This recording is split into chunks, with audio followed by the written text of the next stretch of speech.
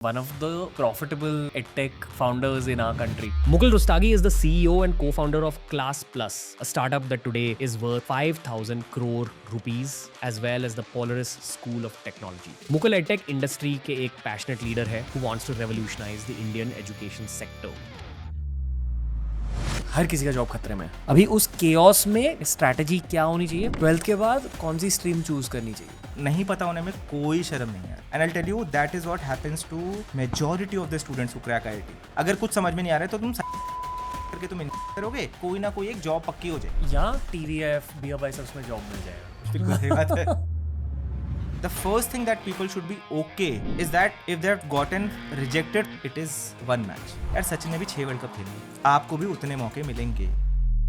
बहुत सारे लोगों के लेऑफ्स हो चुके हैं। इनकी गलतियां क्या थी? With the advent of AI, a lot of those roles वो ही change हो रहे हैं। And I don't know if you have noticed this, mid-40s people are losing their jobs. तो इसलिए आज के 25 साल वालों इनके साथ ही mid-30s में गेम तो ये चल रहा है कि what needed 5 people can be done by 2 people. शायद नए काम के लिए एक आध बंदा चाहिए होगा। तो ये तो प्रॉब्लम है। वही सवाल है, खुद को प्रोटेक्ट कैसे करते हैं? जो कहेंगे कि भाई तेरा भाई बैठा है, इसको AI कैसे हटाएगा? यार ये सब ना bullshit है। They'll start with delusion and end up with elimination. And elimination is very painful. Delulu is not the only cell. एक जॉब क्राइसिस की शुरुआत हो चुकी है यूएसए में। अगले साल इस जॉब क्राइसिस के इफेक्ट्स दिखेंगे भारत में, और इस वजह से हमने एक बहुत ज़्यादा ब्रूटल, स्ट्रेट फॉरवर्ड और guidance oriented, career oriented podcast बनाया है आज के टीन्स के लिए। नोटबुक और पेन लेकर इस पूरे पॉडकास्ट को कंज्यूम करना होगा, क्योंकि इसी पॉडकास्ट की ज़रूरत है पूरे जॉब मार्केट को भारत में। जो लोग कहते थे ना कि यार AI की वजह से जॉब्स चले जाएंगे, वो फेज़ अब आ चुका है दोस्तों। Now it's about levelling up. तो इसी लेवलिंग अप मेंटालिटी के साथ आज हमारे साथ स्टूडियो में आपके करियर के लिए गेम प्लान बनाया है मुकुल रुस्तागी ने, जो IIT रूरकी के अलुमनाई हैं एंड ये क्लास प्लस के को-फाउंडर है। If you don't follow the Indian startup space, आपको ये कहना चाहूँगा कि क्लास प्लस ना one of the few profitable edtech startups है। इस वजह से मुझे लगा कि मुकुल भाई सही कैंडिडेट है आपको ब्रूटल, जेन्युइन एडुकेशन एडवाइस देने के लिए। आर्ट्स, साइंस, कॉमर्स चूज करने से पहले ये वाला पॉडकास्ट देखिए, खुद के करियर स्ट्रीम सिलेक्ट करने से पहले ये वाला पॉडकास्ट देखिए, और खुद के अगले 10 साल प्लान करने के लिए इस पॉडकास्ट की मदद लीजिए। दोस्तों, हमने बहुत सारे करियर एंगल्स को कवर करा है इसमें, बट एंड में ना एक बेसिक लॉजिक यही होता है कि यार अगर आपने खुद के बिजनेस में एक टेक का एंगल डाल दिया, आपके बिजनेस को ही बहुत ज़्यादा फायदे मिलेंगे इस AI के ज़माने में। इस पॉडकास्ट की शुरुआत से पहले आपसे ये कहना चाहूँगा कि the basic logic is that अगर आपको कोडिंग आती है तो आप ऑलरेडी अपने करियर को बहुत ज़्यादा सिक्योर कर रहे हो आने वाले डेकेड्स के लिए, क्योंकि यही कोडिंग की स्किल ना AI से रिलेटेड कुछ स्किल्स में बदलेगी। But it's important to be good at coding. इसी पर्सपेक्टिव को ध्यान में रखते हुए class plus has started the Polaris school of technology, जो बैंगलोर में बेस्ड एक न्यू एज और मॉडर्न टेक स्कूल है। एक 4 साल का रेसिडेंशियल कंप्यूटर साइंस प्रोग्राम है जो कि AI और ML पर फोकस्ड है। पोलारिस स्कूल ऑफ टेक्नोलॉजी बनाया आज के यूथ को आने वाले फ्यूचर के लिए रेडी करने। Details are given down below, but for now आपने पॉडकास्ट का अंत तो जान लिया है कि technology is the main area for improvement. उसके पहले जो आपको जानना है as a teenager, as a college student, आप जानेंगे इस पॉडकास्ट के थ्रू। Enjoy TRS featuring Mukul रुस्तागी।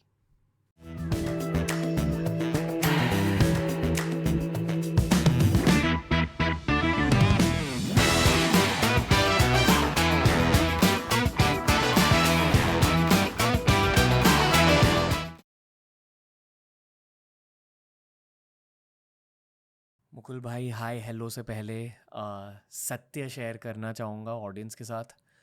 कहा जाता है कि 14% ऐसे लोग हैं जिनको लास्ट ईयर जॉब से निकाला गया US में, जो ये मानते हैं कि सिर्फ AI की वजह से उन्हें निकाला गया।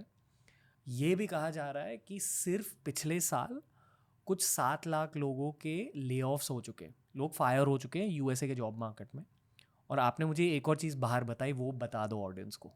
आई थिंक फैंग कंपनीज, जो कि मतलब मोस्ट एलीट जॉब मानी जाती है दुनिया में, मतलब किसी भी इंजीनियर का सपना होता है कि यार जाके ना, फैंग क्या होता है? फैंग बेसिकली फेसबुक, अब मैंग कहते हैं उसे, फेसबुक इज़ नाउ मेटा। तो मेटा, एप्पल, अमेजॉन, नेटफ्लिक्स, इस टाइप की जो कंपनीज होती हैं, these are basically called FAANG companies. और most respectable, most aspirational jobs हैं यार जहाँ तक मैं पढ़ रहा था 2 राउंड ऑफ ले-ऑफ्स हुए हैं पिछले 3 साल में इन कंपनीज में। 2025 में already I think 100K type से 1 लाख इंजीनियर्स तो ऑलरेडी मूव आउट हो गए, जो आपके तथ्य से भी एकदम मैच करता है। अगर 35% कोड ही ऑटोमेट हो रहा है तो नया काम करने कितना ही नया काम बचा है, नया काम की लिमिट है, इट्स अ सीलिंग। और ये हमने देखा था 2 साल पहले भी, जब टेक क्रैश हुआ था यूएस में, नैस्डैक गिरा था, तब तो धड़ल्ले से ले ऑफ हुए थे। पर तब लोगों को लग रहा था कि यार ये ना नी जर्क रिएक्शन है कि कंपनी अपनी कॉस्ट बचाने के लिए कर रही है, उसको अपनी प्रॉफिटेबिलिटी दिखानी है ताकि उसका शेयर प्राइस बढ़े।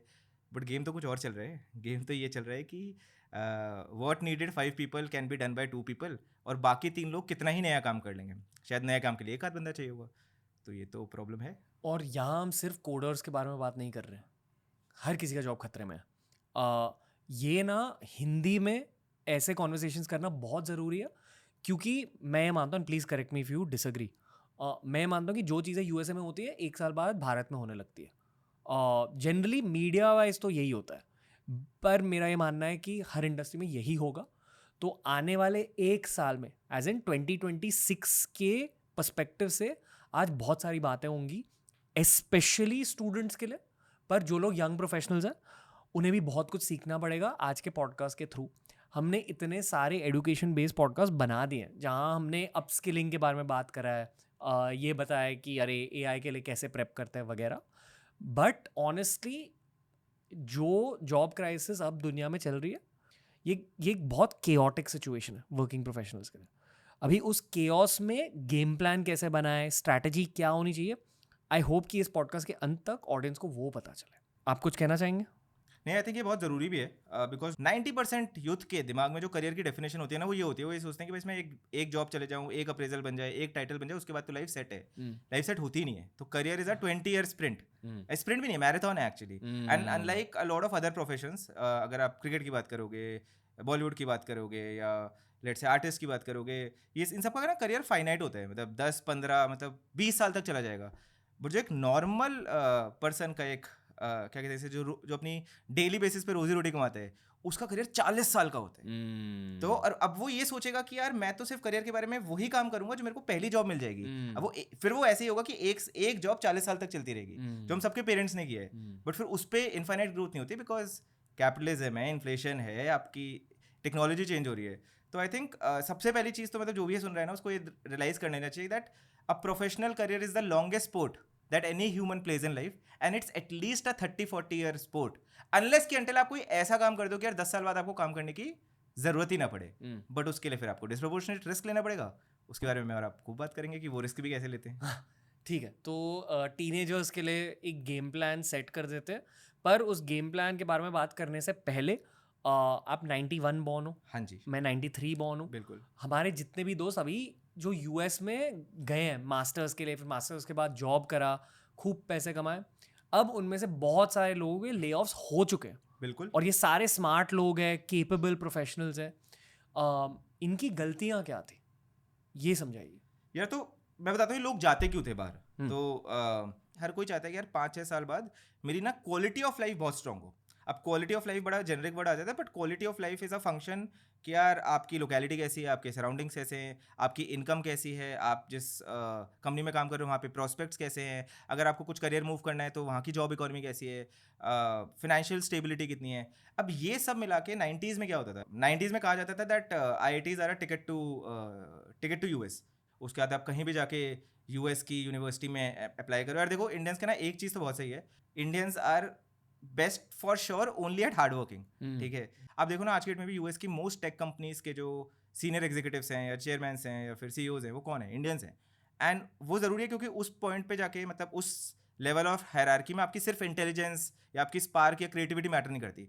It is a lot about कि आप कितना डिलीजेंट हो, कितने परसिवरेंट हो, कितना हार्ड वर्क हो। अगेन वो उसी पे आ जाता है कि यार 24 में से 16 घंटे या 18 घंटे काम करने का मादा अगर दुनिया की 2 ज्योग्राफीज़ के लोगों में है तो या तो चाइना या इंडिया है। तो लोग यही करते हैं, सारे जो जितने भी आपके दोस्त हैं, मेरे दोस्त हैं, ये सब लोगों ने अच्छी पढ़ाई करी है और एकदम घिस घिस के बेसिकली किसी तरह यूएस पहुंच गए हैं। ठीक है, and that is when they thought that they've done it.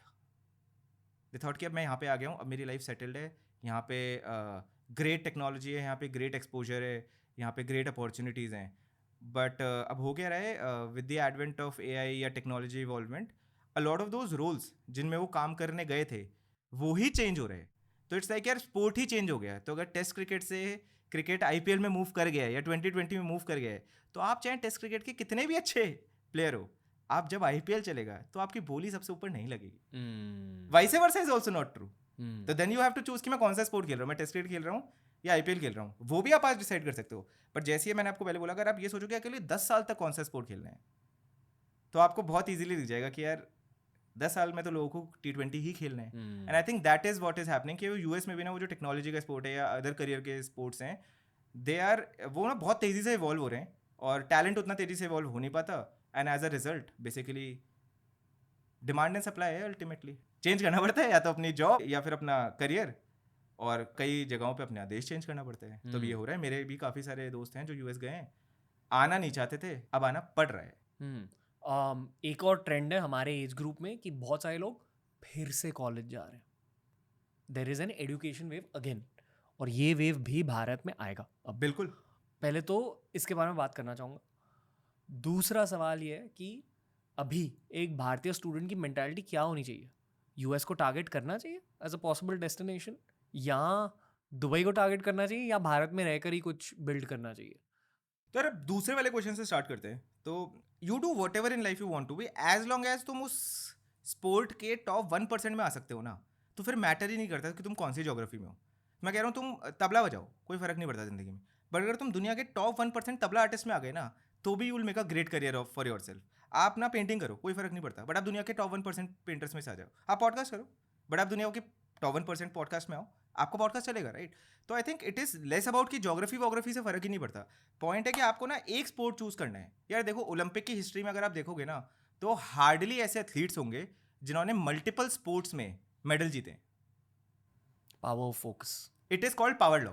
तो पावर लॉ बेसिकली यही कहता है कि यार 80-20 का रूल है जो मेरे को लगता है हर बच्चे को ना क्लास 6वीं में पढ़ लेना चाहिए, कि भाई 80% of the good opportunities in the world will come to top 20% of the people.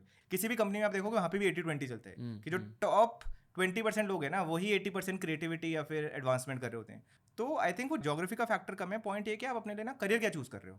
इससे आपका पहला वाला क्वेश्चन आ जाएगा कि वो जो आप कह रहे हो ना, लोग वापस कॉलेज जा रहे हैं या अपस्किलिंग कर रहे हैं, सर्टिफिकेशंस कर रहे हैं, बूट कैंप कर रहे हैं, वो क्या कर रहे हैं? वो यही कर, उनको ना समझ में आ गया कि हमने जो स्पोर्ट चूज़ करा था, हम उसके टॉप 20% में हैं नहीं.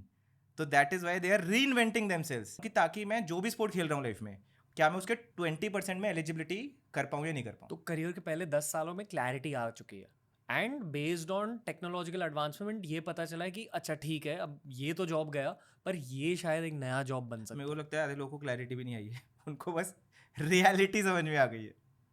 क्योंकि क्लैरिटी तब आती है जब आप चूज़ करते हो कि भाई मैं वो काम करूँगा जो अगले 20 साल तक मैं कर सकता हूँ. लेकिन जब आप ये सोचोगे कि यार मैं ना एक बूट कैम्प कर लूँ या एक डिग्री कर लूँ ताकि मेरी अगली 5 साल की जॉब सिक्योर हो जाए, तो फिर तो यार वो 5 साल ही सॉल्व होंगे ना. फिर 5 साल बाद आप दोबारा कुछ जाके री इन्वेंट करोगे. आपने भी जब ये स्टार्ट किया होगा, आपने क्या सोचा था जब आपने स्टार्ट किया था कि मैं कितने पॉडकास्ट करूँगा? मेरा अल्टीमेट टारगेट ये था कि मेरे को 3 जिम स्टार्ट करने थे. बिल्कुल. इसलिए फिटनेस कंटेंट स्टार्ट करा था. ये सब सोचा भी नहीं था. एग्जैक्ट. तो अगेन आप लेयर है, it's a layer decision. You did something क्योंकि आपको उसको यूज करके कुछ और करना था.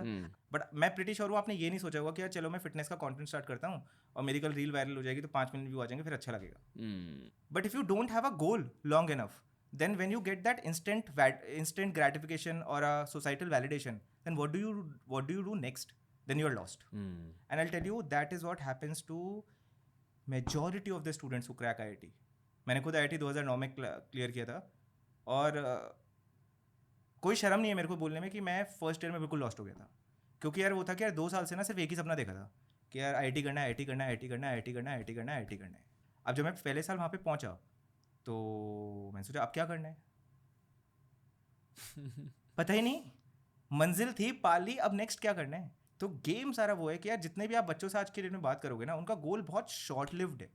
And that is where most colleges also fail in the country to take them कि भाई नेक्स्ट 10 years कैसे देखते हैं.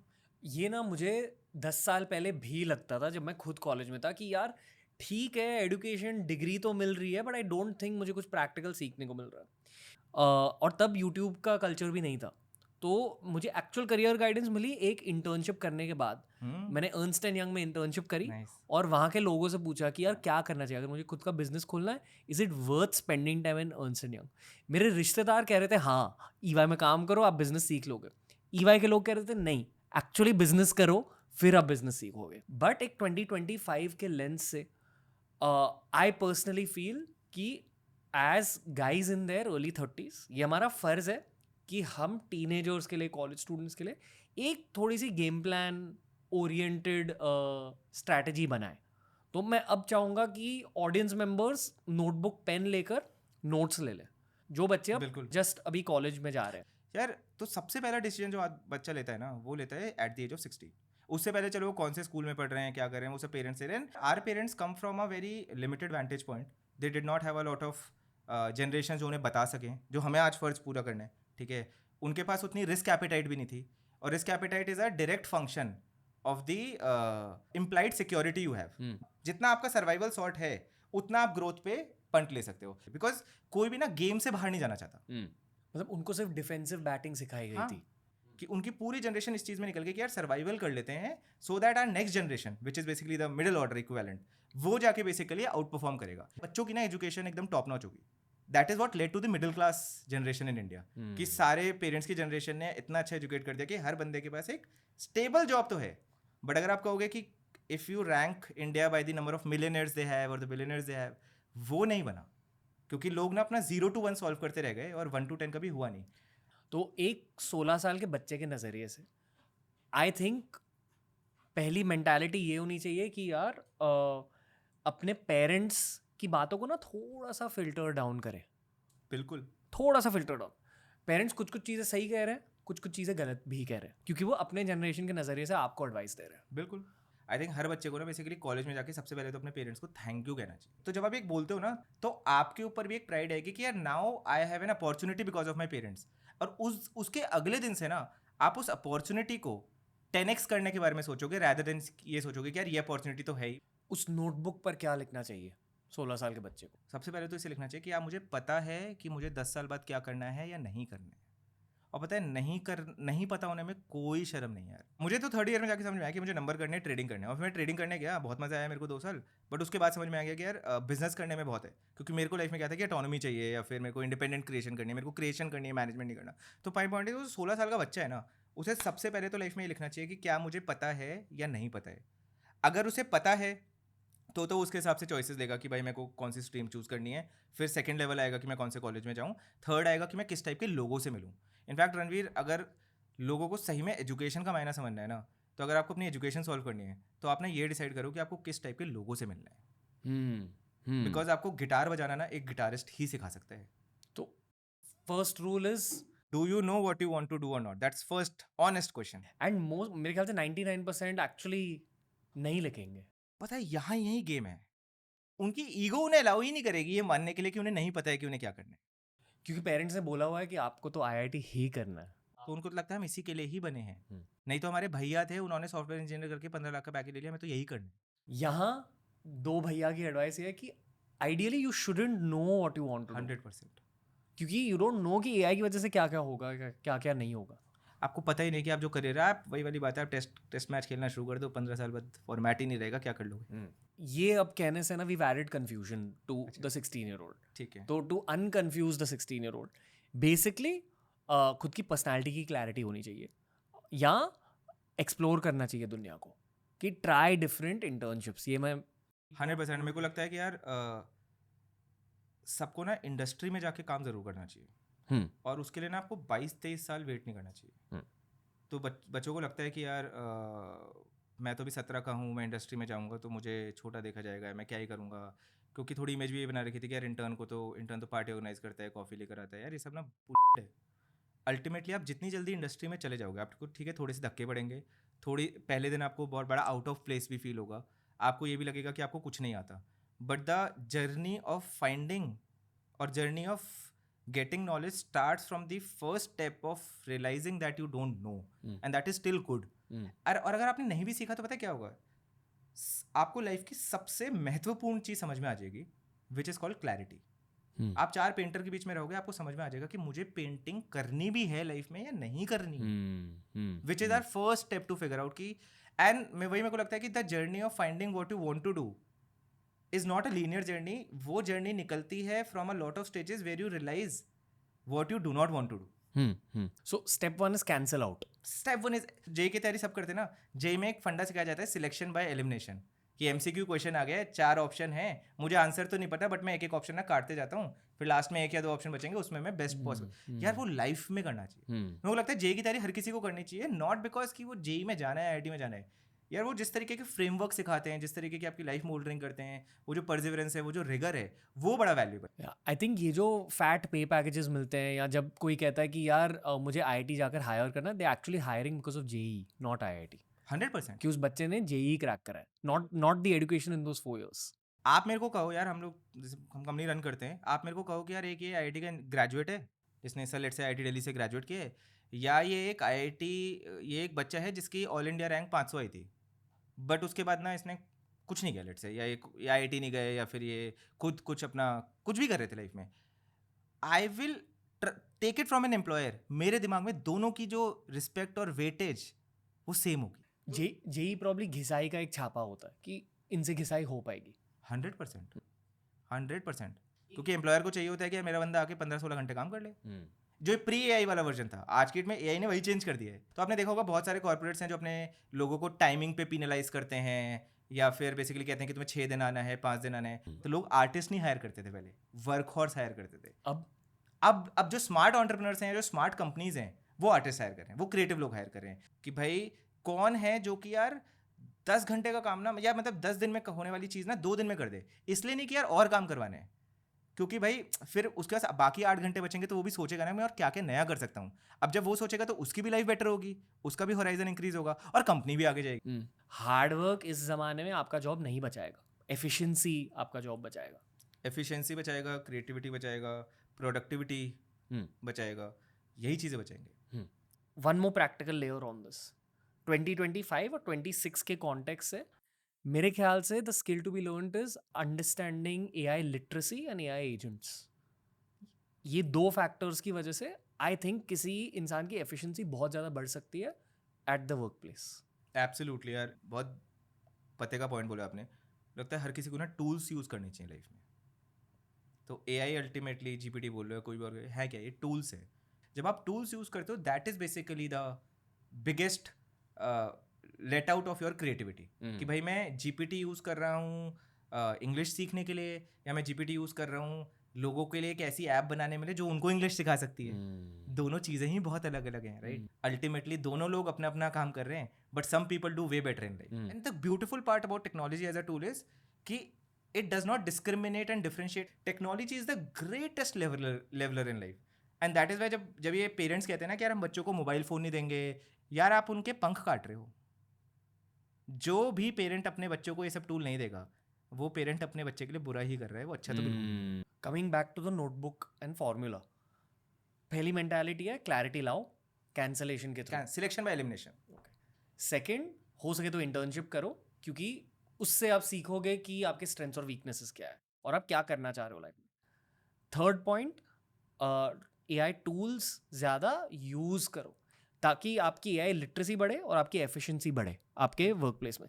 ये एज अ टीनेजर आप अब भी कर सकते हो. ये सिंपल प्लेबुक बताइए आपने. Okay, elimination, industry learning, and then tooling in life, and then you keep doing this loop again and again. And like within a few iterations, you turn out to be a real superstar. Okay. चौथा point add करना चाहूँगा, and please disagree with me if you don't think it's valid, पर content creation की दुनिया में and media की दुनिया में एक ग्राउंड रूल है कि create more than you consume. जितना आपका आउटपुट है वो आपके इनपुट से ज़्यादा होना चाहिए. एंड आई फील कि age 16 is a good age to experiment with personal content creation, क्योंकि वो फीडबैक लूप से कि आपकी ऑडियंस कैसे रिएक्ट कर रही है आपके कंटेंट के साथ, वो आपको बहुत कुछ सिखा सकता है सेल्स के बारे में और रिटेंशन मार्केटिंग के बारे में, एंड जनरली कि दुनिया कैसे बदल रही है, ट्रेंड्स क्या होते हैं, ये सब आप सीख लोगे. तो that's just a fourth bonus point I would want to add. 100% यार, मतलब मैं तो फंडामेंटली मानता हूँ कि स्कूल में जो फिजिक्स केमिस्ट्री मैथ सिखाते हैं ना, 3-4 चीज़ें जो मेरे को लगता है, और रणवीर आप बताना कि आप अगर करिकुलम बनाते देश का तो क्या क्या ऐड करते हैं. जैसे मेरे को लगता है सेल्स सबको सिखानी चाहिए. आप जो मर्जी बना लो दुनिया में, लाइक पीपल कॉल कि Steve jobs was the greatest entrepreneur because he made a sexy phone called iPhone which removed the keyboard और apps आ गए. No, he was the greatest marketeer of all times. आप किसी भी college में चले जाओ, आप कोई भी पढ़ाई कर लो, आप कोई भी प्रोजेक्ट कर लो, अल्टीमेटली जब आप इंटरव्यू के फाइनल राउंड में बैठते हो, आप सेल्स कर रहे हो, किस उस टाइम पे पता है प्रोडक्ट कौन होता है? प्रोडक्ट तो खुद होता है. Second thing is people management, कि आप किस टाइप के लोगों से कब बात कर रहे हो. जेंजीज को बहुत कूल लगता है कि यार जाके किसी भी फाउंडर को लिख देंगे, yo Satish, we love the company bro, you are rocking, let's work together. Dude, that is not how you essentially work through. ठीक है, उसका आपको EQ सीखना पड़ेगा, आपको एम्पैथी सीखनी पड़ेगी, आपको अपॉर्चुनिटी समझनी पड़ेगी. मैं ना किसी बहुत ही सीनियर टेक्निकल पर्सन से बात कर रहा था, US गया था, वो गूगल के थे वो. ठीक है, तो मैंने उससे पूछा कि उनका सुंदर पिचाई क्यों मतलब CEO बने, कि मैंने तो यही पढ़ा कि IIT खड़गपुर से थे और वो प्रोडक्ट मैनेजर थे. कहते उनसे स्मार्ट तो हज़ारों इंजीनियर्स हैं गूगल में, बट ये होता था कि जब भी गूगल यूरोप की, गूगल इंडोनेशिया से कुछ लड़ाई चल रही है, तो यार क्रॉस बॉर्डर टीम्स में तो खूब कॉन्फ्लिक्ट होंगे. ठीक है, उनकी कल्चर, उनका point of view. He said कि यार अगर सुंदर पिचाई किसी रूम में घुस गए हैं, उसके बाद वो जो लड़ाई है ना, वो अल्टीमेटली सॉल्व होके निकलेगी. एंड कहते that skill for a non founder too है, बिकॉज फाउंडर तो अपने ओहदे से, अपनी अथॉरिटी से ये अलाइन कर सकते हैं, बट एक एग्जीक्यूटिव के लिए तो he has to take the buy-in for everybody and still take them all along and convince. ठीक है, कहते that is basically why Sundar Pichai became the CEO of Google. And if that is not people management, Ranveer, फिर people management क्या है? इसलिए मेरे को लगता है दूसरी चीज ये सिखानी चाहिए. तीसरी चीज अगर मेरे को जो मेरे को लगता है कि यार लाइफ में हर बच्चे को सीखनी चाहिए, इंडिया में बड़ा टैबू है इस चीज़ पे, which is called financial management. Parents कहते हैं यार बच्चों को पैसे वैसे नहीं देने चाहिए. आप बिलीव नहीं करोगे कितने लोगों को अपना पर्सनल फाइनेंस मैनेज करना नहीं आता. और आप बिलीव नहीं करोगे रणवीर, हमारी कंपनी की एवरेज एज ना 28-29 साल है. 60-70% लोगों को पता ही नहीं है कि भाई कौन से इन्वेस्टमेंट पोजीशंस कैसे कैलकुलेट करते हैं, क्या टैक्स इम्प्लीकेशंस होती हैं, कुछ नहीं आता. तो I think apart from the beautiful framework that you give, I think ये 3 चीज़ें अगर हर कोई बच्चा सीख लेगा ना, यार देखो आपके रेज्यूमे पे कितने 4 चांद लगेंगे वो मेरे को नहीं पता, बट आपकी ज़िंदगी में कितने चांद लगेंगे वो 4 नहीं होंगे, वो 16 ही होंगे. Okay, so just begin as a 17-year-old. हाँ. पैसों के साथ हल्के से खेलने लगो, हल्के से. It will pay of for the rest of your life. Okay, ये जो एज 18 के मार्क तक हम पहुँचे, एज 18 के बारे में बात करने से पहले, क्योंकि यहाँ करियर सिलेक्शन की शुरुआत होती है, एक सब्जेक्ट को हाईलाइट करना चाहूँगा. सब्जेक्ट का नाम है फेलियर. ओह, स्पेशली JEE रिजेक्शन, जिसकी वजह से लोग ये सोचते हैं कि यार मेरा करियर ही खत्म हो गया. Not true at all. क्या कहना चाहोगे JEE रिजेक्शन के बारे में? पहले ये बताओ. हमें लगता है JEE रिजेक्शन तो JEE के मैं आपको 3 हिस्से में तोड़ देता हूँ. बेसिकली 10 लाख लोग JEE देते हैं हर साल, उनको आप 3 हिस्सों में तोड़ो. पहले 10,000 बच्चे जिनका JEE में सिलेक्शन हो गया लेट से, फिर आते हैं आपके 10,000 से 50,000 वाले बच्चे या 1 लाख वाले बच्चे, और फिर आते हैं 1 लाख रैंक से 10 लाख वाली रैंक. ये 3 टाइप के बच्चे होते हैं. जिनका हो गया वो तो हो गया, बहुत अच्छी बात है, उनके बारे में अभी बाद में बात करेंगे. ठीक है, अब जो 10,000 से 1 लाख वाले ना, ये मोस्ट प्रॉब्ली ऐसे होंगे कि यार इनकी 2 महीने तैयारी कम रह गई. ठीक है, या लेट से उस दिन नहीं चला यार, मतलब the greatest players get out for a duck in like the biggest matches. ठीक है, नहीं चलता यार मतलब. तो ये वो वाले बच्चे हैं. ये लोग क्या सीखते हैं? ये लोग ना लाइफ में rigour, opportunity cost and the value of emotional intelligence सीख जाते हैं. कोई बात नहीं ना, नहीं निकला ना पेपर, कोई बात नहीं. तुम ना वो 12-15 घंटे जुनून से, फितूर से एक काम करना सीख गए हो. कल को तुम जो मर्जी करोगे. वो 10,000 आवर रूल तो पता ही है. तो 10,000 आवर रूल ऑडियंस के लिए बता देते हैं कि यार तुम जिंदगी में कोई भी काम 10,000 घंटे करो ना, तो तुम उसके मतलब 0.1% में आ जाओगे दुनिया में. फिर आता है 1 लाख से 10 लाख वाले. इनके लिए rejection is a blessing, because तुम्हें ना पता चल गया है कि यार what are you not interested in. Either what are you not interested in, और what are you not capable of, और what is the sport that is not meant for you for whatever reason. ये 3 बच्चे होते हैं. ठीक है, तो I think जो ये 10,000 से 1 लाख वाले बच्चे हैं ना, ये शायद एक आध अटेम्प्ट और दे देंगे. ठीक है, जनरली ये लोग अच्छे कॉलेज को चूज कर लेते हैं और एक आध अटेम्प्ट करते हैं. ये जो बाकी 1 से 10 वाले बच्चे ना, ये चले जाते हैं किसी रैंडम कॉलेज में. ठीक है, उसके बाद ना रणवीर पूरा फैक्टर इनकी लाइफ की पूरी करियर ट्रैजेक्टरी डिफाइन होती है कि उस 4 साल में करते क्या हैं. And I think the first thing that people should be okay is that if they have gotten rejected from IIT over a 20-year career thing, it is one match. आपको जिंदगी में यार सचिन ने भी 6 वर्ल्ड कप खेले हैं, आपको भी उतने मौके मिलेंगे. बट लोग क्या करते हैं, लोग इतने हताश हो जाते हैं. 17 साल का बच्चा है ना, और उसको क्या बोला जाता है, IIT नहीं होगा तो ऑटो तो उसको लगता है ये मेरा फर्स्ट एंड फाइनल मैच है. आई वंडर इफ ये अब भी बोला जाता है, क्योंकि आई रिमेंबर हमारे टाइम में बहुत बोला जाता था कि अगर IIT में एडमिशन नहीं मिली तो करियर खत्म. But I hope that teenagers today are more informed. I really hope so too. एक बहुत की क्वेश्चन है सारे 12th स्टैंडर्ड के स्टूडेंट्स के दिलों में, और and I am also talking about non engineers. ठीक है, 12th के बाद कौन सी स्ट्रीम चूज करनी चाहिए, ये कैसे डिसाइड करते हैं? यार तो देखो, 2 टाइप के लोग होते हैं, जिनको लाइफ में क्लैरिटी है या जिनको क्लैरिटी नहीं है. ठीक है, देखो जिनको क्लैरिटी है कि यार मुझे आर्ट्स चूज़ करनी है, कॉमर्स चूज़ करनी है, साइंस करनी है, उनको तो वही करनी चाहिए जो क्लैरिटी नहीं है. ठीक है, जिनके पास लाइफ में क्लैरिटी नहीं है, then they solve for probability. तो life is a function and how you balance your life is a function of clarity and probability. If you achieve both then you are absolutely destined for greatness. But यार clarity या probability में से एक चीज़ पे तो आपका पथ जाना चाहिए, दोनों के बीच में नहीं जाना चाहिए. अब इंडिया में यार हुआ क्या है कि देखो, जिनको क्लैरिटी नहीं होती, which is majority of the kids, तो फिर वो इंडेक्स करते हैं on the probability of getting a job. पिछले 30-40 साल और अगले 50 साल भी यही चलेगा कि यार technology is the biggest sport that you have. अब उस स्पोर्ट में अगर हर साल 10 लाख इंजीनियर्स की पॉसिबिलिटी है तो आपकी प्रोबेबिलिटी काफ़ी बेटर हो गई ना, rather than picking up a dying sport जहाँ पे सिर्फ 1000 प्रोफेशनल्स की ज़रूरत है. इसलिए हमारे पेरेंट्स ना बहुत सही काम करते थे कि यार आज से 15 साल पहले कि यार अगर कुछ समझ में नहीं आ रहा है तो तुम साइंस ले लो, क्योंकि साइंस करके तुम इंजीनियरिंग करोगे तो इंजीनियरिंग की डिग्री मिल जाएगी, वहाँ पे तुम्हें थोड़ी स्ट्रक्चरिंग एंड ऑल, तुम्हारा एनालिटिकल माइंड हो जाएगा, और फिर तुम्हारा क्वांट में या फिर टेक्नोलॉजी में कोई ना कोई एक जॉब पक्की हो जाएगी, या TVF बियर बाइसेप्स में जॉब मिल जाएगा. बिल्कुल सही बात है. क्योंकि मीडिया में भी बेस्ट प्रोफेशनल्स हैं इंजीनियर्स. बट तो इसलिए हमारे पेरेंट्स ये करते थे कि यार किसी भी एक एनालिटिकल फील्ड में चले जाओ, कि यार एक बार अगर आपका मैथ्स अच्छा है, आपकी स्ट्रक्चरिंग सही है लाइफ में, आप सेग्रीगेशन कर सकते हो, आप कंपार्टमेंटलाइजेशन कर सकते हो, आप एनालिटिकली प्रोसेस कर सकते हो, you can relate numbers, you can think in frameworks, you can solve equations in life, सब कुछ इक्वेशन ही है अल्टीमेटली. तो यार तुम चलो इंजीनियरिंग चले जाओ. तो वो मेरे को लगता है कि अगले 50 साल भी ना वो बहुत रेलिवेंट चीज़ है कि यार जॉब क्रिएशन तो टेक्नोलॉजी में ही होगी. मतलब उससे बड़ी फील्ड तो अभी तक आई नहीं है ह्यूमैनिटी में. बेसिकली अगर बिल्कुल पता नहीं है कि क्या करना है, या तो इंजीनियरिंग ले लो या सम साइंस रिलेटेड स्ट्रीम. हाँ, वो भी कैसे करना है वो मैं बताता हूँ. फिर आप इंजीनियरिंग ले लो, तो मैंने भी ऐसी ली थी कि यार मुझे भी नहीं पता था क्या करना है. अब उसके बाद आता है आपका लाइफ का सबसे बड़ा टर्निंग पॉइंट. इंजीनियरिंग में होते हैं 4 साल. अगर आप 4 साल कुछ भी करोगे तो you will do really great at that. तो मैं तो ये कहता हूँ कि मैंने तो IIT में जाके यही किया था.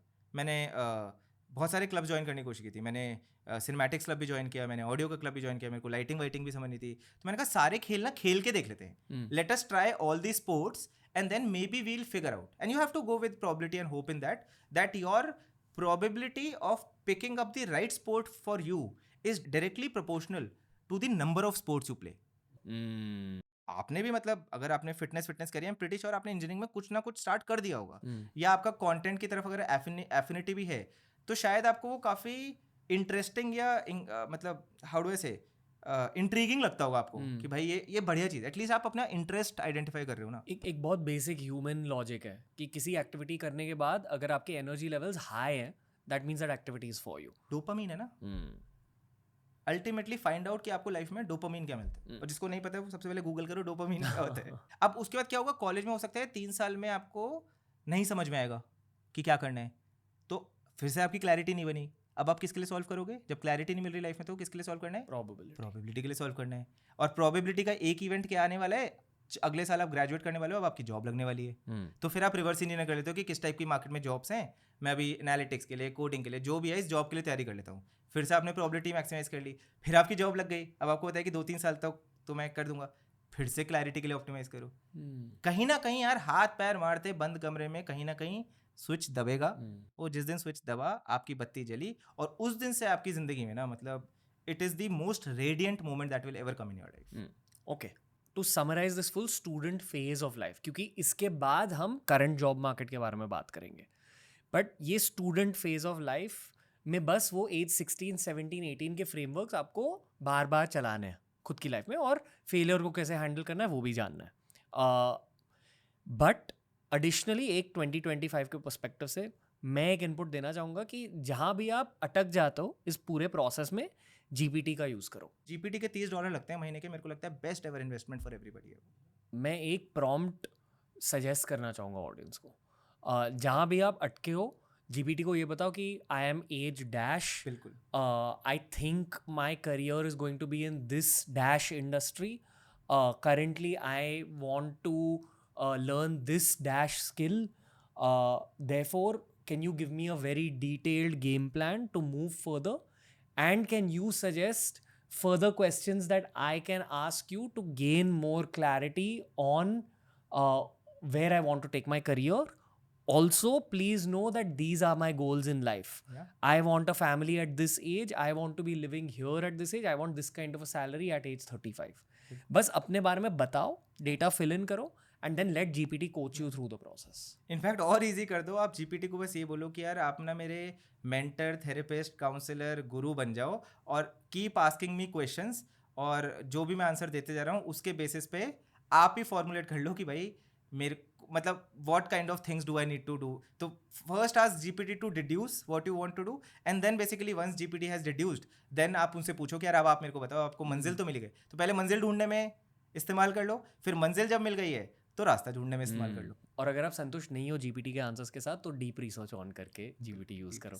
थोड़ा सा टाइम लग जाएगा but you will get a good output. बिल्कुल. अब इस पॉडकास्ट के सेकेंड हाफ में हम डिस्कस करेंगे करंट जॉब सिनारियो के बारे में, honestly also from a 30 something perspective, कि हमारे दोस्तों के साथ क्या हो रहा है.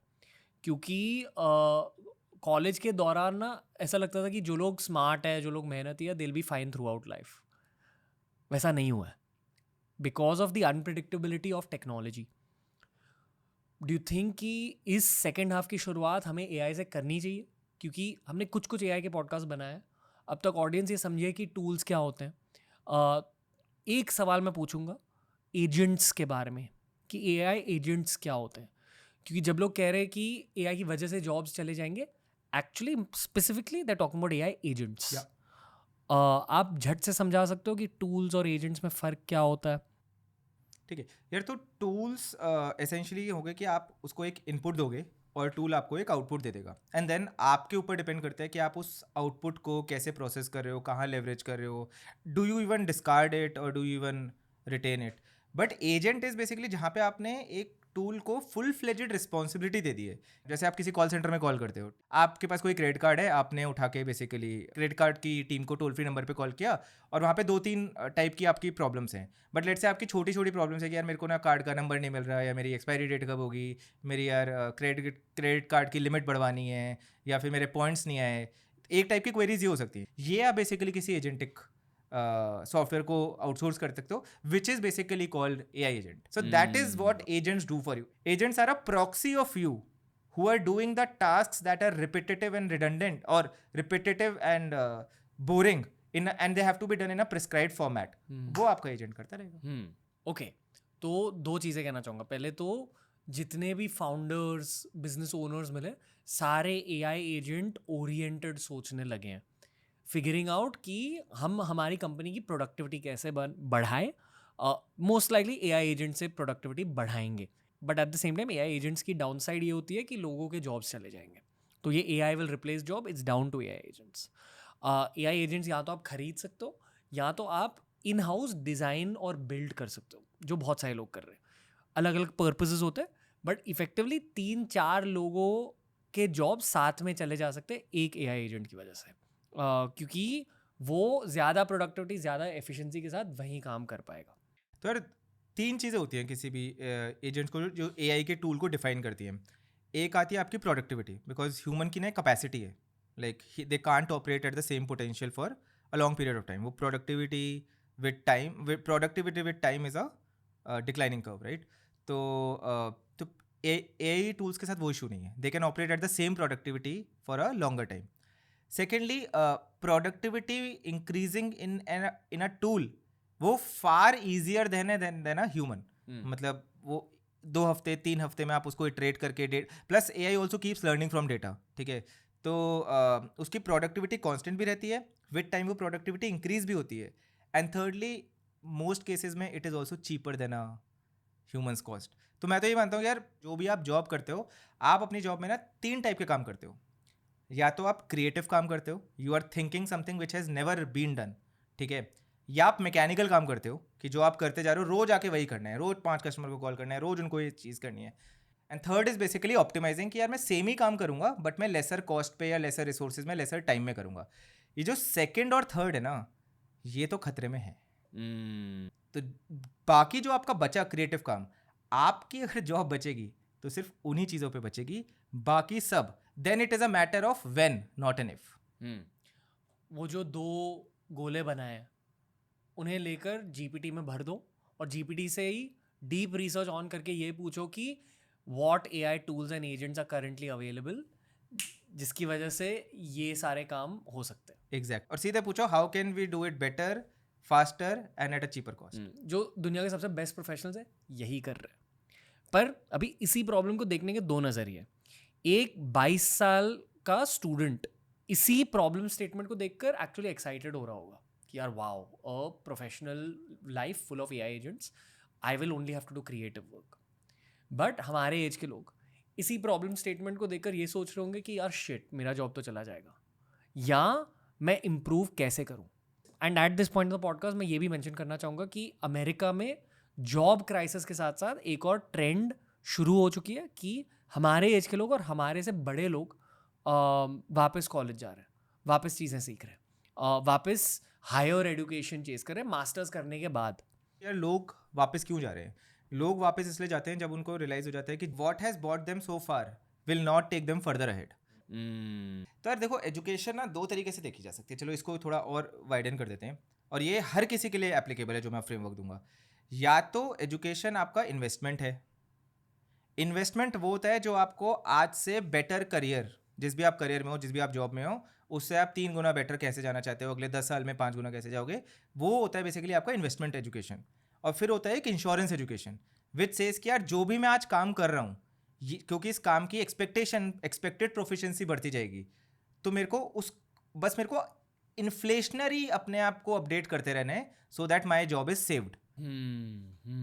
वही that is basically defence versus attack वाली अप्रोच. एंड ये 2 टाइप की मेरे को जनता बहुत ज़्यादा दिखती है, हमारी कंपनी में भी दिखती है, हर जगह दिखती है. ओके, एक 22-year-old के पर्सपेक्टिव से अब क्या करना चाहिए? कॉलेज के तुरंत बाद मास्टर्स के लिए जाना चाहिए या कॉन्स्टेंटली ऑनलाइन एजुकेशन के थ्रू अपस्किल करना चाहिए खुद को?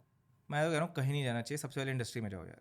आप जाके बेसिकली वहाँ पे काम कर लो. सबसे पहले आपको यार वहाँ पे ना थोड़ा कॉन्फिडेंस मिल जाता है कि यार अब आप इंडस्ट्री में हो, अब आप एक नई चीज़ें सीख रहे हो, आपको थोड़ी नेटवर्किंग मिल जाती है, आपकी थोड़ी प्रोफेशनल अपस्किलिंग हो जाती है. बिकॉज देखो, आपका इंडस्ट्री फिटमेंट तभी होगा then what has been taught to you is actually what the industry needs. And generally दुनिया के 99% प्रोग्राम्स में इनमें डायमेट्रिकली ऑपोजिट एंगल होते हैं, मतलब ये 180 डिग्री ऑपोजिट चीज़ें होती हैं. And unfortunately because they are not the same, that is then the only alternate to learn कि what you need to know is by going in companies. Okay, एक और चीज़ कहना चाहूँगा मैं मॉडर्न पर्सपेक्टिव से कि लोगों के जॉब्स चले जा रहे हैं. एट द सेम टाइम मुझे याद है जब हम ग्रेजुएट कर रहे थे तब अबंडेंस माइंडसेट, स्कार्सिटी माइंडसेट की बहुत सारी बातें होती थी. आई फील कि दैट्स ट्रू इवन नाउ. अब भी अबंडेंस माइंडसेट होना चाहिए. बेसिक स्कार्सिटी माइंडसेट यानी कि ये हमेशा सोचना कि यार कैसे समझाएंगे, वर्स्ट केस. हाँ यार सिंपल सी बात है, स्कार्सिटी माइंडसेट है कि यार बॉल आ रही है, मैं डिफेंस ही करूंगा क्योंकि अगर शॉट मारने जाऊंगा तो आउट हो जाऊंगा. एबंडेंस माइंडसेट है कि भाई बॉल आ रही है, आउट हो जाएगा, लेकिन अगर छक्का नहीं मारूंगा तो रन कैसे बनेंगे. और अगर मैं 0 पे आउट हुआ, फिर मैंने चाहे 10 बॉल खेली, 15 बॉल खेली, रन तो 0 ही है ना. तो विकेट बचाना और रन बनाना 2 चीजें हैं बेसिकली जिसको आप एबंडेंस माइंडसेट या स्कार्सिटी माइंडसेट से डायरेक्टली कोरिलेट कर सकते हैं. कहीं ना कहीं वो बिलीफ रखना कि हाँ मेरे से तो हो ही जाएगा, I will be able to do it, self belief, और थोड़ी सी एक बड़ी सोच. बट वही सवाल ये है कि यार जो लोग अब 22 साल के, 23 साल के हैं, शायद they are also living in a little bit of fear about this job crisis जो अब भारत में अगले साल आने वाली है. खुद को प्रोटेक्ट कैसे करते हैं, वही सवाल है. देखो, आज से पहले क्या होता था, डिग्री आपकी जॉब लगवाती थी, डिग्री जॉब बचाती नहीं थी. मेरे को लगता है आज से 2 साल 3 साल बाद बचाना तो छोड़ो, डिग्री आपकी जॉब लगवाएगी भी नहीं. एट एन इंट्रिंसिक लेवल जितनी तेज़ दुनिया दौड़ रहा है, जितनी कंपनीज के ऊपर बेसिकली ग्रोथ का प्रेशर है या अपॉर्चुनिटी है, companies will only hire for your attitude and your skills का magnitude, which is a summation of कि आपने कितनी प्रैक्टिस, कितना आपके पास कॉन्टेक्स्ट है, कितनी पेडिग्री और कितना आपने परफॉर्मेंस किया है. आप देखना, मैं आपको बता रहा हूँ, आज से 5 साल के अंदर इंडिया के किसी एक यूनिकॉर्न का जो CMO होगा वो एक 25 साल का पर्सन होगा। वो जो 25 साल का बंदा है या बंदी है, उसने पता क्या किया होगा, मैं आपको प्रिडिक्ट करके देता हूँ। उन्होंने अपना खुद का चैनल बनाया होगा, उन्होंने मार्केट में जाके ड्रॉप शिपिंग टाइप्स के एक्सपीरियंसेस करे होंगे ताकि उन्हें सोर्स करना, सेल करना आता होगा, उन्हें क्रिएटिविटी बहुत समझ में आती होगी, ठीक है। उन्होंने एक छोटा सा प्रोडक्शन यूनिट चलाया होगा कि उन्हें समझ में आता होगा भाई क्या लेंस है, कहाँ लाइटिंग। जब ये सब आता होगा ना, तो और पता है वो क्यों ज़रूरी है, क्योंकि जब उसे ये सब आता होगा तब ना कोई भी एजेंसी आके उनको बना नहीं सकती। ये तो मैंने आपको एग्जाम्पल दिया। जो बिंदु है ना इस सारी बात की, वो है क्रिएशन। कुछ भी मर्जी क्रिएट करो, प्रोडक्ट क्रिएट करो, अपना चैनल क्रिएट करो, फिटनेस क्रिएट करो, अपनी स्पिरिचुअलिटी क्रिएट करो, कुछ डिज़ाइन क्रिएट करो, रेवेन्यू मॉडल क्रिएट करो, बिजनेस क्रिएट करो, या कुछ नया प्रोडक्ट क्रिएट करो, कुछ एजेंट क्रिएट कर लो, कुछ भी क्रिएट करो। तो जो क्रिएशन की पावर है ना, वो ही है जो आपको बेसिकली समय से पहले और उम्र से ज़्यादा बलवान बनाएगी। And I think the only way to have a sure shot probability of winning in life is to start very early. You have to beat time. And when you say how to beat time, because there is a कम से कम ना ऐसे 1000 लोग होंगे जो आपके साथ उसी race में दौड़ रहे हैं उसी स्पीड से. तो अगर आपके पास हेड स्टार्ट नहीं होगा या आप कहीं पे स्प्रिंट नहीं मारोगे, यार आप पीछे रहोगे ही रहोगे यार. मतलब फिर अब आप कहोगे कि यार डरा रहे हैं कि जॉब नहीं लगेगी नहीं लगेगी. आज डरोगे नहीं तो फिर आई थिंक आज डरना ज़रूरी है. डर की वजह से ही वो डिसिप्लिन आएगा लोगों में, एंड डिसिप्लिन चाहिए in order to protect jobs. उस नोटबुक के बारे में थोड़ा सा बात करते हैं. हमने 16 to 22 की गाइडलाइन रफली दे दी थी. Spoke about the skills there to focus on.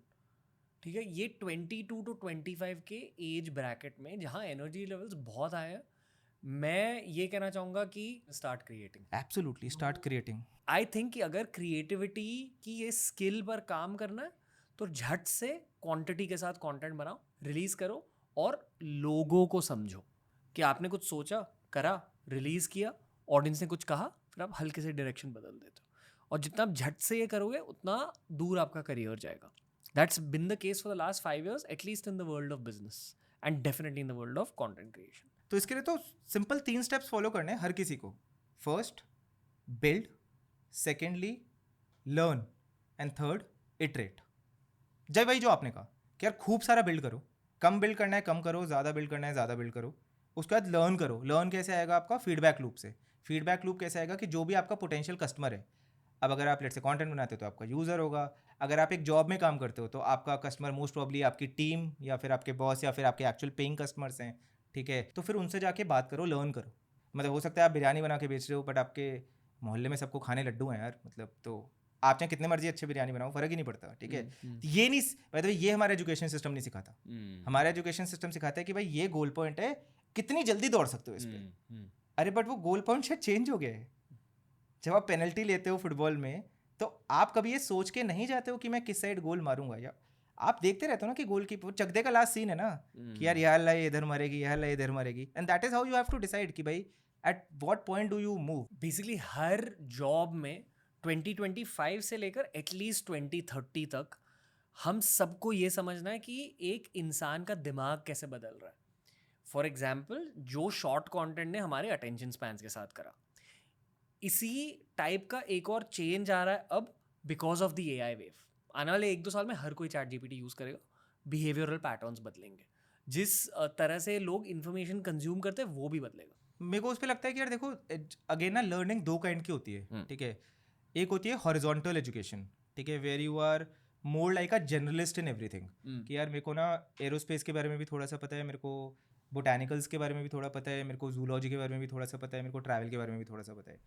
And then there is something called vertical education which is like यार मेरे को ना बाकी सब नहीं आता, मेरे को सिर्फ जूलॉजी आती है. ठीक है, लेकिन ना फिर जूलॉजी में बहुत अच्छे से समझ में आता है कि यार स्पीशीज़ ओरिजिनेट कैसे होती हैं, उनका इवोल्यूशन कैसे होता है, and like different biogenetic stuff in that. एक बीटेक और PhD में यही फ़र्क है. एक नॉर्मल हम जैसे पर्सन में जिन्होंने एक डिग्री कर रखी है, they R generalist. In fact India की मेजॉरिटी जॉब्स में आज के डेट में जनरलिस्ट ही हैं कि उन्हें थोड़ा सा एक्सेल आता है, थोड़ा सा मार्केटिंग आती होगी, थोड़ा सा कस्टमर सक्सेस आता होगा, थोड़ा सा मोनेटाइजेशन आता होगा, और फिर आते हैं बेसिकली आपके डीप हार्डकोर एक्सपर्ट्स. ठीक है, जिसको जैसे कंप्यूटर साइंस तो हर किसी को आती है machine learning and AI is just a very small part of computer science. But हुआ क्या पिछले 5 सालों में कि पहले कंप्यूटर साइंस इंजीनियर्स की बहुत इज्जत होती थी. अब क्योंकि वो जो जनरल नॉलेज है या जनरल कैपेबिलिटी है वो एक कमोडिटी बन गई है. वही जीपीटी के साथ भी होगा. तो जो जेनरिक हॉरिजॉन्टल इंफॉर्मेशंस हैं वो तो चलो एक्सेसिबल हो जाएगी, वो कमोडिटाइज हो जाएगी. बट जब आपको डीप जाना है किसी चीज़ में तब आप बेसिकली एक्सपर्ट्स को ट्रस्ट करते हो. फॉर एग्जाम्पल आप अपना जनरल, अगर आपको खांसी जुकाम हो रहा है, आप अपने जनरल सिम्टम तो जीपीटी पे डाल दोगे कि भाई मेरे को किस टाइप की चीज़ें करनी चाहिए. बट अगर आपको अपनी सर्जरी करानी होगी तो बेसिकली आप रोबोट पे शायद भरोसा नहीं करोगे, because it is highly critical. That is why like PhDs and doctors are so much more valuable and they will become even more valuable. तो पहले क्या होता था, पिछले 3-4 साल से ना जेनजी की बेसिकली ये अप्रोच हो गई थी कि यार हम ना सब कुछ करके देख लेते हैं. हमारे CV में ना मार्केटिंग की भी स्टेंट होनी चाहिए, कोडिंग की भी स्टेंट होनी चाहिए, प्रोडक्ट की भी स्टेंट होनी चाहिए, तो हमें सब कुछ आता है. पर वो जो ओल्ड एडेज है ना, master of all jack of none, वो आप देखना AI के बाद और ज़्यादा रेलिवेंट बन जाएगी. बिकॉज अब लोग कह रहे हैं कि यार जो तुम्हें मतलब 10% मार्केटिंग आती है, 10% कस्टमर सपोर्ट आती है, वो तो हम वैसे भी AI से करवा लेंगे. हमें तो वो चाहिए कि किसको 90% डेप्थ आती है प्रोडक्ट बनाने की, किसको 90% आते हैं मार्केटिंग कैंपेन्स रजिस्टर करने की. So suddenly you will see that specialized workforce will become the norm in any industry. Because if you have to give your money to somebody, you would rather want them to do one task very very good rather than 10 tasks slightly good. और जब आप specialist बन जाते हो आप actually AI agents के साथ बेहतर काम कर सकते हो. You can program better AI agents. Absolutely. AI agent will increase your probability and reduce your time span to become a specialist. And दो टाइप के जर्नलिस्ट होंगे. एक कहेंगे कि यार let's use this technology and leverage it to basically become specialist and do very well in their lives. And the second one जो कहेंगे कि भाई तेरा भाई बैठा है, इसको AI कैसे हटाएगा. They'll start with delusion and end up with elimination. And elimination is very painful. So it's better to prevent that elimination by getting rid of that delusion today. Delulu is not the only Selulu. तो या तो AI को as an enemy देखो या तो AI को as a friend देखो. Absolutely. Let's go back to the notebook. ठीक है, तो 22-year-old के गाइडलाइंस तक हम पहुंचे थे जहां we directed people to get into code और कंटेंट, जो नवल रविकांत भी कहते हैं. Interesting. 24 के लिए टारगेट बिकमिंग अ स्पेशलिस्ट. अब 2 साल खत्म हो चुके हैं जॉब के. अभी खुद से ये पूछो कि यार मैं किस चीज़ का specialist बनूं.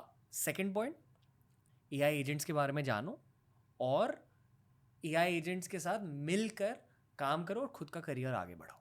Do not reject the use of AI agents out of human ego. Correct? यही 2 पॉइंट है. And spend a lot of time in that one single opportunity. Whatever you are doing, अब ना मतलब पहले लोगों को लगता था कि यार कोई भी एफर्ट मार रहे हैं, कोई भी प्रोडक्ट बना रहे हैं या कुछ भी क्रिएशन कर रहे हैं लाइफ में, तो यार 2 या 3 साल करके देख लेते हैं, एंड अगर तब भी नहीं हुआ तो नहीं हुआ. I think now the world will move forwards to a space जहाँ पे टू क्रिएट समथिंग सब्सटैंशियल 2-3 साल का एफर्ट नहीं होगा. मतलब आपको अपनी जॉब में भी अगर स्पेशलिस्ट बनना है ना, तो आप 2 साल में नहीं बन पाओगे, आपको ना 5 साल करना पड़ेगा. वो आपका एफर्ट डबल लगेगा, बट आपको जो रिवॉर्ड है वो भी फिर 5x. गेम ना सारा का सारा basically life is all about risk reward ratio. कि डिनोमिनेटर पे आता है कि आप कितना रिस्क ले रहे हो, न्यूमरेटर पे आता है कि आप कितना रिवॉर्ड पा रहे हो. ये रिवॉर्ड टू रिस्क आपका जितना हाई होगा लाइफ में, उतना बेसिकली आपकी लाइफ की प्रोबेबिलिटी एंड जो ग्रोथ होगी वो सॉर्टेड होगी. Okay, I don't think we need to talk about the 30+ age group, क्योंकि एक्चुअली स्ट्रैटेजी ये ही होनी चाहिए जो हमने पेश करी है. अरे मेरा फेवरेट है ये. मेरे को तो लगता है कि यार 35 तक you should be in a place where you can choose whether to work for money और नॉट. तो लोग ना कहते हैं, तो ये ना बड़ी मिसकंसेप्शन है. लोग कहते हैं कि रिटायर होना है, तो रिटायरमेंट की डेफिनेशन पता है इंडिया में क्या बोली जाती है कि यार कल से हम काम नहीं करेंगे.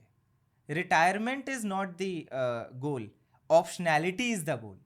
कि you can choose whether you need to work और whether you want to work.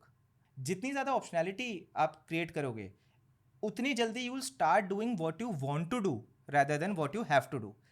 The moment you figure out what you want to do, then you will start, that is the only way you can spend a really long time doing it. And I don't know if you have noticed this or not, India में एक बहुत बड़ा risk चल रहा है. Mid-40s people are losing their jobs the fastest and they are not getting replacement works because उन्होंने 15-20 साल जो काम किया वो वो स्टैक, वो यूटिलिटी, वो प्रोफेशन ही एलिमिनेट हो गए हैं. और वो रणवीर बहुत स्केरी है बिकॉज यार मिड 40s में ना एक फैमिली होती है, वो families are very critical time, उन बच्चों की एजुकेशन होती है.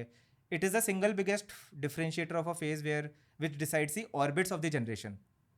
और उस पॉइंट पे बेसिकली खूब ले-ऑफ्स हो रहे हैं. बट वो लोग करेंगे क्या अब? I have no idea. They will have to reinvent and either they do some gig or they just. फिर ना मैंने कुछ ऐसे लोगों से बात करी है, वो लोग फिर क्या करते हैं, कहते हैं कि यार देखो अब 3-4 साल बचे हैं, हमारे बच्चे 14-15 साल के हैं, किसी भी तरह हम अपना 3-4 साल का बेसिकली कुछ करियर पाथ चूज़ करेंगे ताकि यार kids can go to college successfully. और एक बार वो कॉलेज पहुंच गए फिर तो ठीक है, हमारा फ़र्ज़ हो जाता है, हम तो देख लेंगे मतलब कुछ ना कुछ क्या करना है, बट एटलीस्ट किड्स की एजुकेशन सॉर्ट हो जानी चाहिए. बट इफ मतलब that is a scary thing यार. That is where I want like and India is a service based economy, always remember that. Unlike US which is a manufacturing economy, India is a service based economy. So mid 40s, तो इसलिए आज के 25 साल वालों को तो अभी से याद रखना चाहिए. सोचो अगर 40s में ये हो रहा है तो by the time they move forward in their career, it is not 20 years away. इनके साथ ही mid 30s में होगा.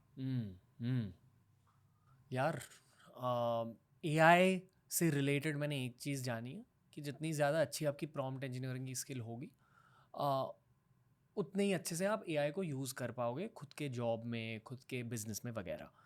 तो work on your prompt engineering skill. Prompt engineering मतलब बेसिकली दिमाग की क्लैरिटी, क्लियर थिंकर बनो. यही एक कोर स्किल बनने वाली है आने वाले समय में.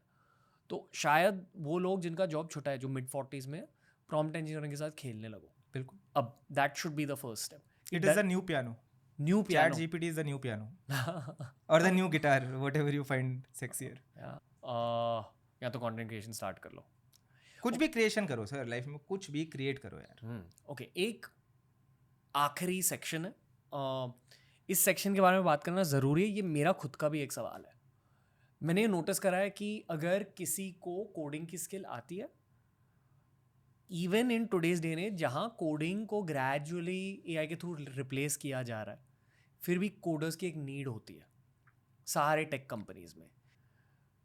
दो एंगल है. पहले तो कि बाकी जो 65% कोड है वो ह्यूमन डिपेंडेंट है.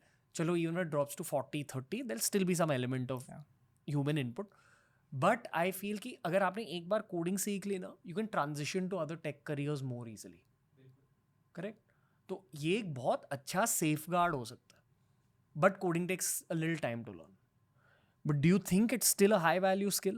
I don't think coding is a high value skill. I think it's the highest value skill in life today. In the modern world. Absolutely. यार देखो जो आज की बेसिकली हाईएस्ट ऑर्डर स्किल है वो कोडिंग है. Because अब चाहे आप जो मर्जी कर लो लाइफ में, some part of your work will definitely require coding. And coding क्या है? कोडिंग ना एक सिंटेक्स है. जैसे इंग्लिश एक भाषा है, स्पेनिश एक भाषा है, कोडिंग कंप्यूटर की भाषा है. तो आपको कुछ भी काम करना है आज की डेट में और इंसान से बेहतर करना है तो आप कंप्यूटर की ही मदद से तो करोगे. बट कंप्यूटर से बात कैसे करोगे? आपको ही कंप्यूटर की भाषा सीखनी पड़ेगी ना. That is the most elemental reason on why everybody should learn coding. तो अगर आपको कोडिंग सीखनी है तो या तो आप अपने ज़िंदगी के 5-10 साल लगा के यूट्यूब पे सीख लो, बट आपके फिर 5-10 साल लगेंगे. दूसरा तरीका है कि यार आप किसी ऐसे शख्सियत से सीख लो जो खुद कोड करता हो.